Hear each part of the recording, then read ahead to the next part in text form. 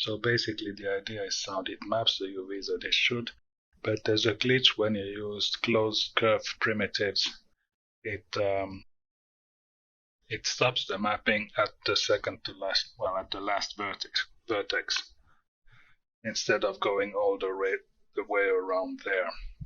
So as you see, the values are mapped from 0 to 0.75 instead of 0 to 1.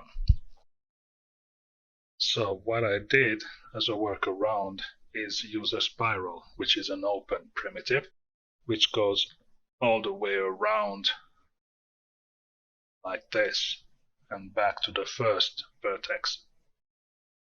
And that basically solves the problem. As you can see, there's a the glitch, and when you use the spiral, it's gone because it maps all the way around.